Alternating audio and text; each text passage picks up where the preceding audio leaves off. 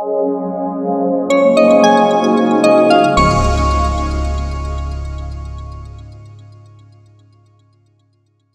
FDA confirmed earlier this month during a public meeting that routine inspections to verify compliance with the FSMA intentional adulteration rule will begin next March. The first compliance date for the rule is this July, but due to the quote, novel nature of the rule and to give industry time with the yet to be released materials, tools and trainings, routine inspections are expected to start in March 2020.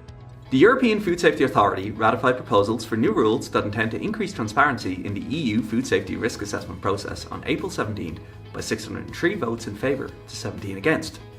The new rules have revised the General Food Law Regulation and will see the creation of a common European database of commissioned studies and allow the EFSA to make submitted studies public for third-party scrutiny. The new rules have revised the General Food Law Regulation and will see the creation of a common European database of commissioned studies that allow the EFSA to make submitted studies public for third-party scrutiny.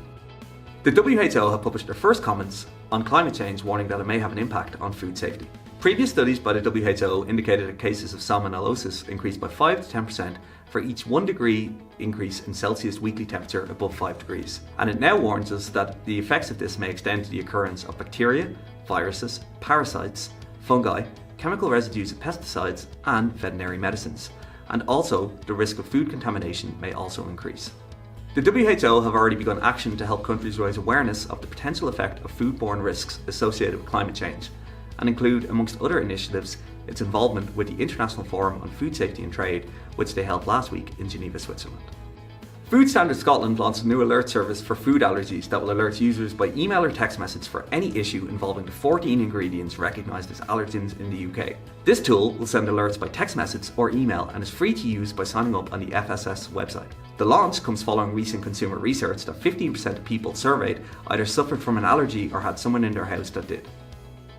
Figures published by the International Organisation of Vine and Wine state that global wine production reached a record of 292 million hectolitres in 2018. Italy remains the world's largest wine producer, and along with second place France and third place Spain, account for more than 50% of the world's wine production. Meanwhile, New Zealand's wine industry has recorded its 23rd consecutive year of export growth, with exports now valued at $1.13 billion US, and wine tourism continues to play an increasingly important role in promoting the nation's wines. USDA, EPA and FDA revealed plans for a combined interagency strategy to tackle the issue of food waste earlier this month. The strategy includes 6 key priority areas that will be worked on over the next year and focus mostly about synergizing the resources of the agencies together. One of the key takeaways is more collaboration with private industry to reduce food loss and waste across the supply chain. In partial response to the Leafy Green recall last year for E. coli, the Californian LGMA have adopted additional requirements to reduce risk when using water for growing lettuce and leafy greens. The requirements introduce new safeguards that ensure farmers will categorise the source of water, consider how and when it should be applied, conduct testing to verify its safety, and verify that all precautions have taken place. The joint UN and WHO FAO's International Food Safety Authorities Network revealed that it investigated 21 incidents globally in the first quarter of 2019, up from 19 incidents in Q4 2018. 11 of these incidents were due to microbiological hazards, with others including physical and chemical hazards, as well as undeclared allergens also.